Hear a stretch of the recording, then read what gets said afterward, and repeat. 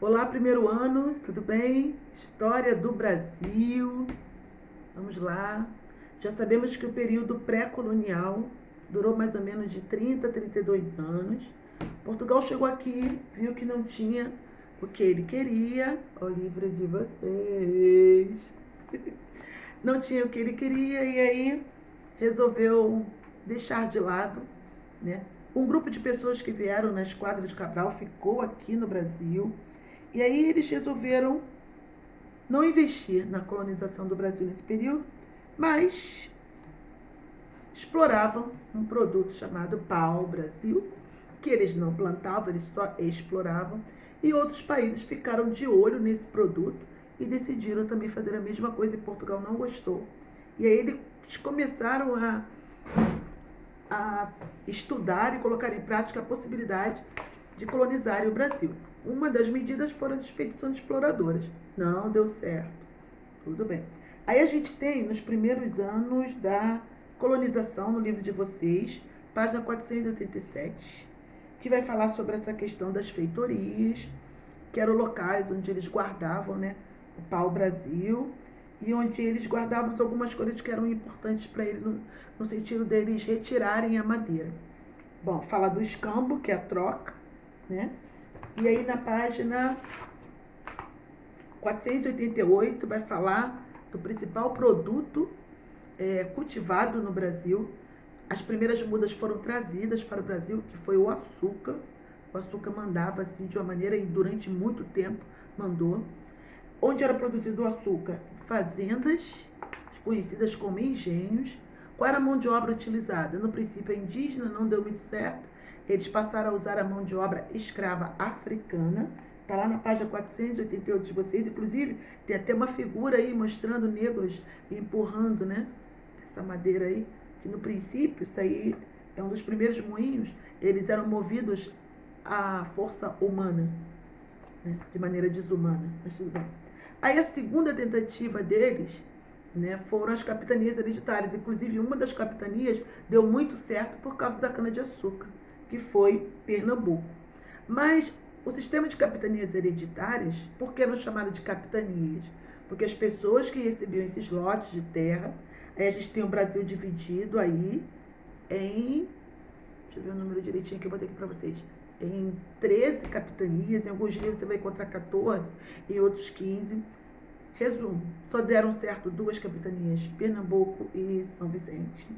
E aí não deu certo. Por que não deu certo? Porque o sistema de capitanias apresentou sérios problemas, porque não havia investimentos da coroa. Portugal só queria ganhar, ganhar, ganhar e não investia nas terras, não ajudava os capitães ou donatários.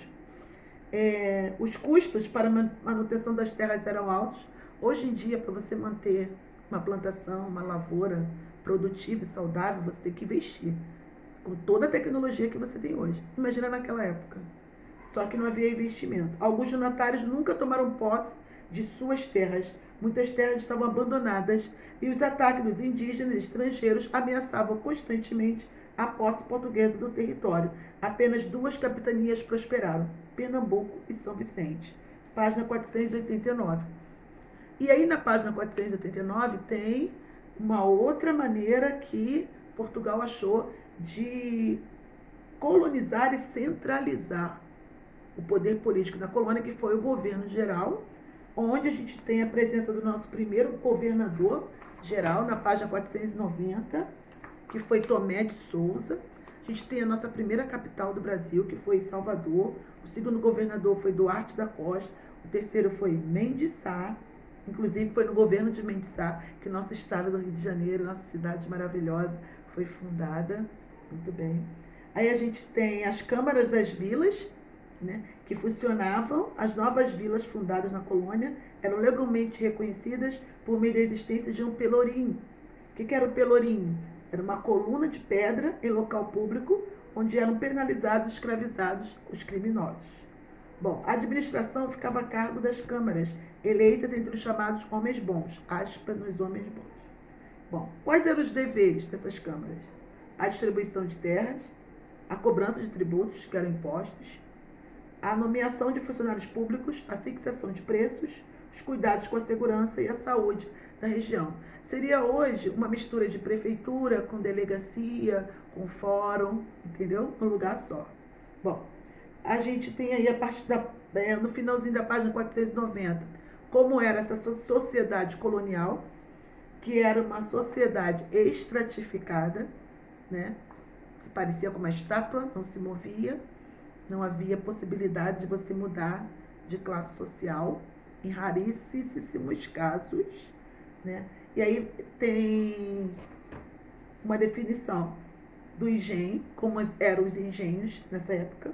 Os donos de engenho eram os mais ricos da colônia, e no engenho eles tinham a senzala, que era o lugar onde os escravos dormiam, tinha a capela, que era o lugar onde realizavam batizados, missas. Tem uma figura aí muito legal para vocês aí. E nesse Brasil Colônia nós temos os jesuítas. Quem eram esses? Padres, né, que vinham da Espanha, de Portugal, melhor dizendo, de Portugal, para catequizar os índios. O que é catequizar? Ensinar a religião católica e ensinar a língua portuguesa e civilizar, segundo eles, os índios, que para ele a cultura indígena não valia nada, a vida indígena não valia nada.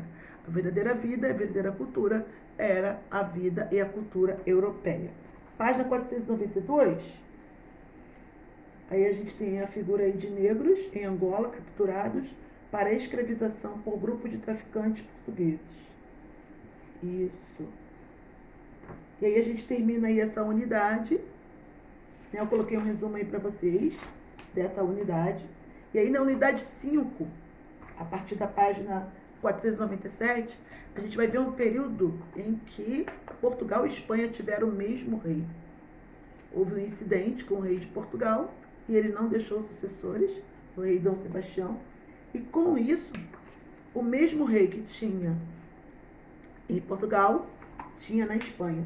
Só que houve um problema muito sério com isso. Os espanhóis e os holandeses eram inimigos. E quem refinava o açúcar do Brasil? Holanda. E aí o que aconteceu? A Holanda se tornou inimiga do Brasil por causa dessa União Ibérica, que foi esse período em que Portugal e Espanha tiveram o mesmo rei. E aí na página 498 vai relatar sobre essas invasões holandesas. Holanda já não era mais um país inimigo, não era mais um país amigo, tornou-se um país inimigo.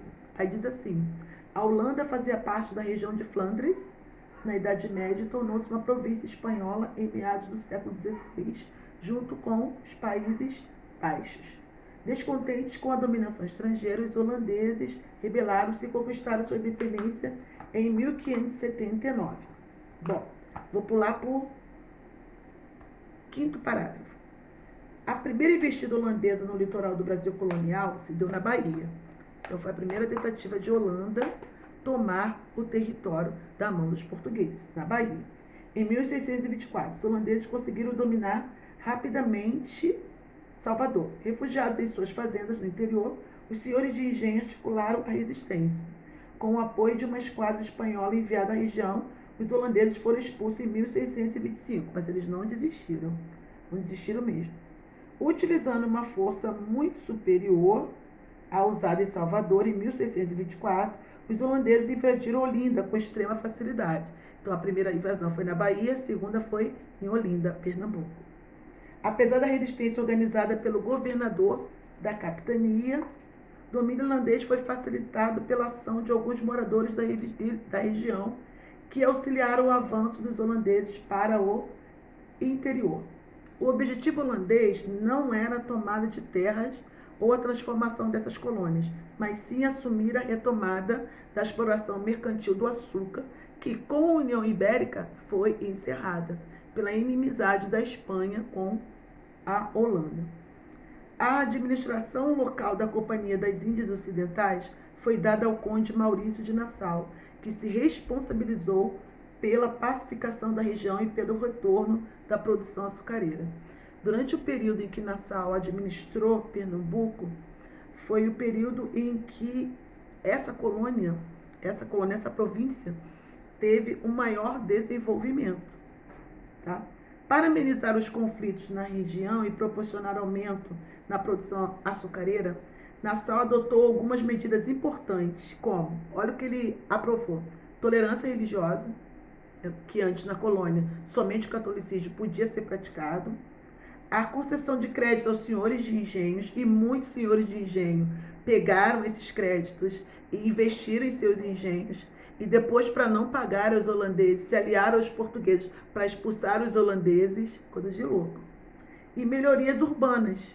Além disso, teve a habilidade de chamar alguns dos grandes senhores de engenho da região para participar da administração, facilitando a comunicação com os nativos. Com o fim da União Ibérica, isso aconteceu em 1640, Portugal e Holanda restabeleceram sua amizade e assinaram uma trégua de 10 anos. Mas, a partir de então, os desentendimentos entre a Companhia das Índias Ocidentais e Maurício de Nassau aumentaram. Enfim, o amor acabou. Nassau ordenou, os holandeses foram expulsos pelo Brasil, e Nassau ordenou em 1641 a invasão de Angola, uma importante região para o tráfico de escravizados, contrariando o acordo de paz, já que a região pertencia a Portugal. Esses desentendimentos levaram ao retorno de Nassau à Holanda.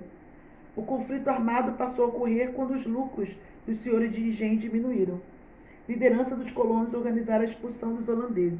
Várias batalhas aconteceram, porém as mais importantes foram a de Guararapes e da Campina da Taborda, quando os holandeses foram definitivamente expulsos da América Portuguesa. Mas foi um período de grande desenvolvimento nesses estados em que os holandeses estiveram.